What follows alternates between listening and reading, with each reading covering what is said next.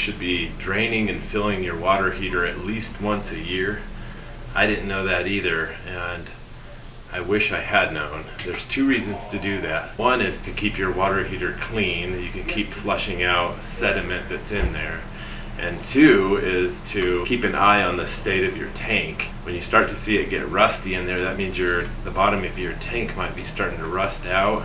So it's time to get a new tank. And I wish I had known that a couple of years ago. I woke up in the middle of the night and stepped into about a ½ inch of water in my bathroom because our water heater was leaking into the house. So now we have a new water heater, and I'm going to make sure to start checking this one once a year. So here's how you do that.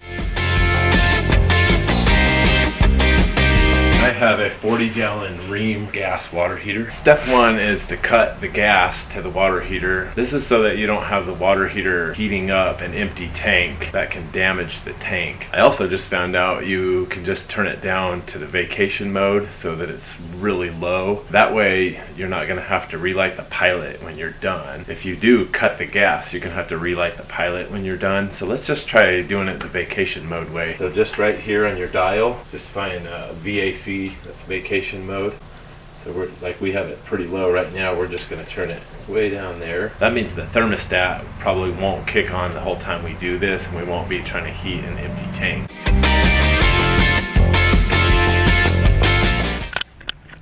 Okay, next we're just going to cut the water inlet into the tank. It's right here on top.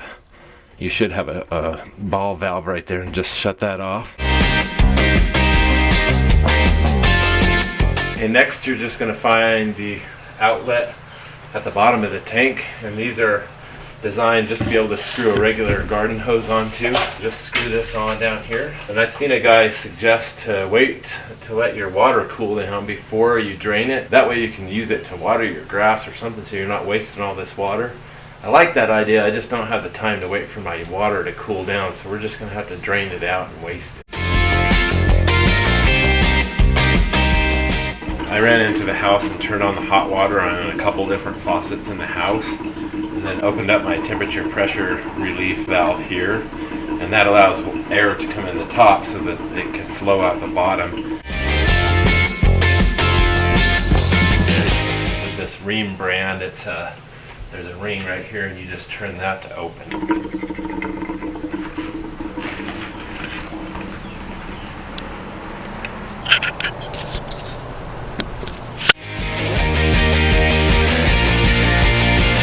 Okay, the water stopped flowing out, so I'm assuming the tank is empty. So now what we're going to do is we're actually just going to turn the water back on for a bit, just to flush it out.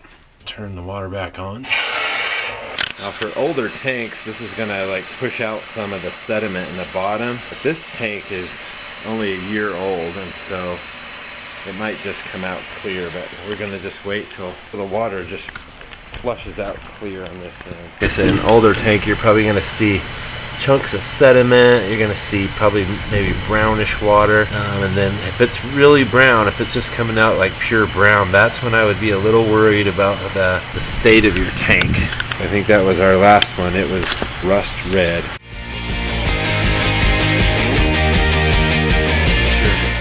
Happy with what's coming out, just shut the water back off.